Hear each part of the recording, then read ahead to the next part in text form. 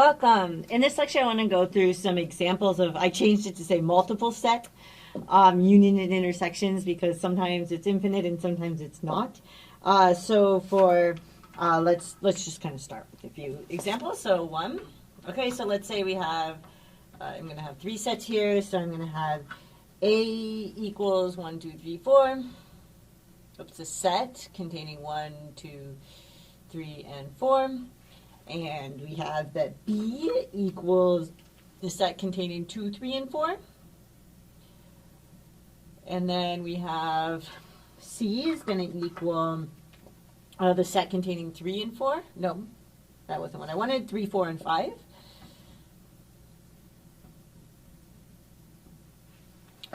Okay. Then we have, so if I wanted to take A union B union C, so if I want to go A union B union C, right? This is the one where I just like dump everything into the bowl, and so I just kind of want to go through and look for everything I find. Okay, so what is this going to equal? So I just start with, everything that's there. So 1, 2, 3, 4. And then I check, is there anything from B that's additional? No, 2, 3, 4 are already in there. Is there anything additional from C? Yes, I found C in there. Right? And so that's it. That's the set. Okay? And looking at this, you can see also it's totally okay that some things are in more than one set. So this is also in B, right? And then C also has, right, these ones, right? So it's okay that some of these elements are in more than one set. It doesn't change anything. I take all of them. Okay. And then if I wanted to take A, I think I was doing this green before, though I could be wrong. B intersects C.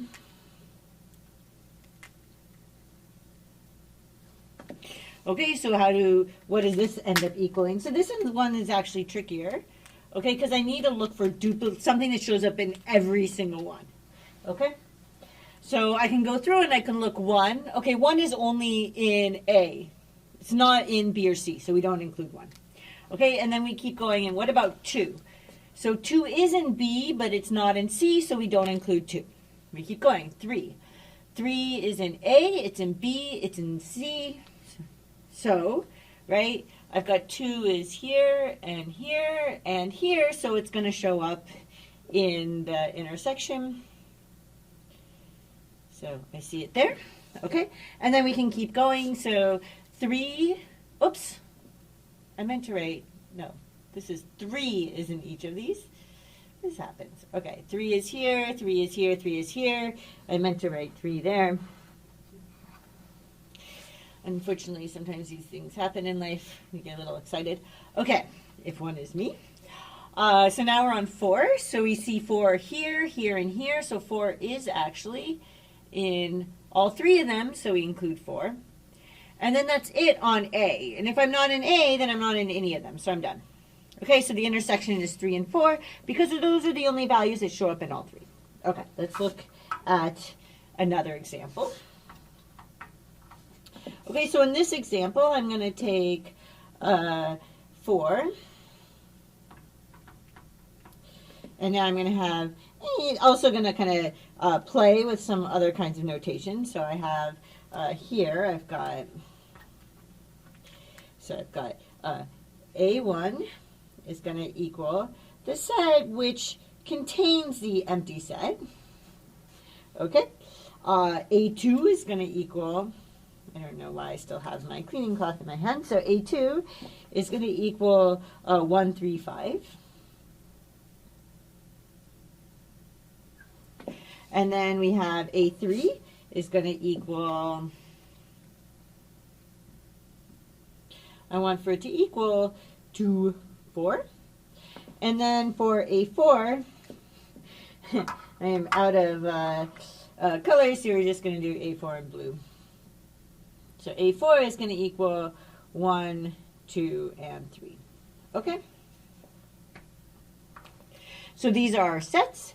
So if I wanted to use, and I will use different notation, so I would write the intersection from I equals 1 to 4. Okay, so I have to look for things that are in all of them, but there's nothing that's in all of them, right? And so, I mean, you can look and you can actually check when you're doing the intersection, start with like the smallest one. And this one has one element, it's the empty set, but none of these others have the empty set in them. So there's nothing in there. Oops, I meant to. Intersection of. I started writing and then I got carried away. Okay, the intersection of the AJ, there's nothing that's in all of them. So I get the empty set. Not the set containing the empty set, but the empty set. The set with nothing in it. Okay? So this is going to be the empty set, right? Because there are no common elements, or no elements common to all the AJ.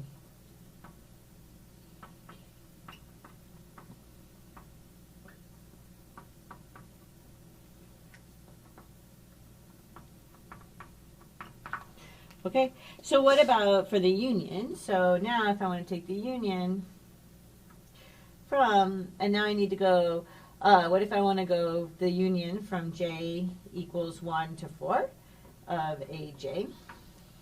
Okay, so in this circumstance,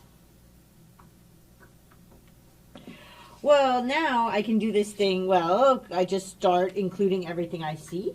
So I have the empty set. That's coming from there. That's the first time I see it. I'm doing it in red. The first time I see it.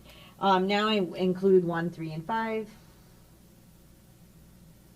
Okay, looking at here, 2 and 4 get included.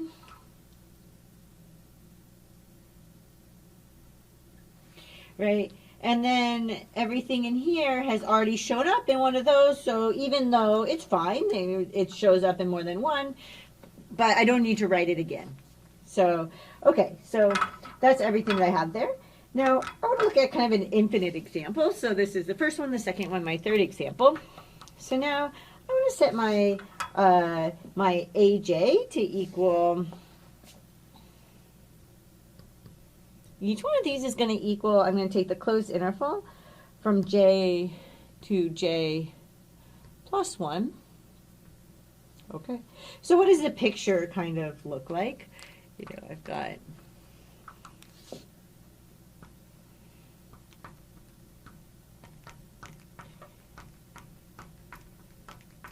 right. So AJ, for example, what would A1 would look like this, and then A2 would look like, right? This would be A2, and you know, we could, this would be, I'm checking what I'm going to do my bounds from. Okay. So I actually start with 1, so I go like this. I see, so I keep on going here. So maybe this is my A3. Yeah, I keep going. Right? Okay, so what happens when I take the intersection?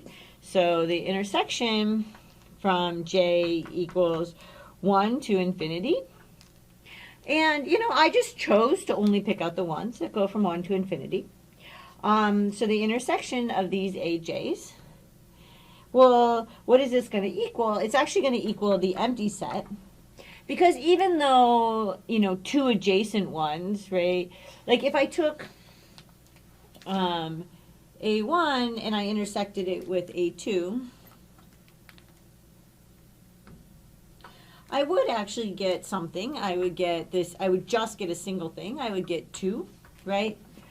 But if I was trying to look at what's in the intersection of A1, A2, and A3, already I get the empty set. There's nothing in common with all 3 of them, right? So A1 intersect A2, intersect A3.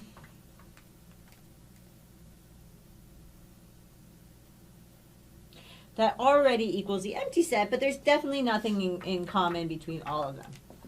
Okay, great. So now what about the union? If I want to take the union from J equals 1 to infinity of AJ, right? Now what happens? Well, now let's see. So I start at 1 and I keep on going. Everything that's, starting with 1, going infinitely far up, it's all in at least one of them. And that's all that I need, right? So this is equal to, so I start with 1 and go all the way up to infinity. Okay? But I don't actually reach infinity. I just, I'm hitting, there's no bound on what I get. I get everything starting with 1. Okay? So in each of these circumstances, we just kind of need to remember that it's the same kind of deal as if you have 2 sets, right? With the new thing, like the more confusing thing being the intersection, that I really mean I have to be contained in every single one of them in order to be in the intersection. And that it could be an infinite set. There are infinite, maybe I'll just add in one more on the fly. So if I wanted to take, what if I wanted to take AJ equals the set of all, so now I'm going to go from 0 to J. Okay. Then what happens, so now if I take the intersection from J equals 1 to infinity of AJ, well, each one of these actually contains the interval 0, 1, right? So this is actually going to equal the interval 0, 1. Okay, so it's possible to actually take an infinite intersection and to get and to have it be non-empty. Okay, so this is kind of highlighting. So it's possible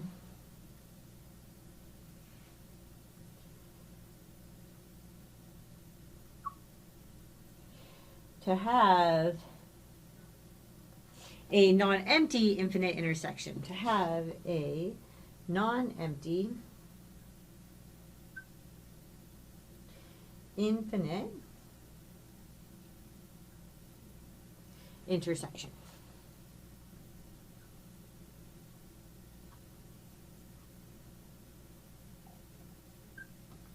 Okay, so I hope that made some sense and was helpful, and I will see you in the next lecture. Sure.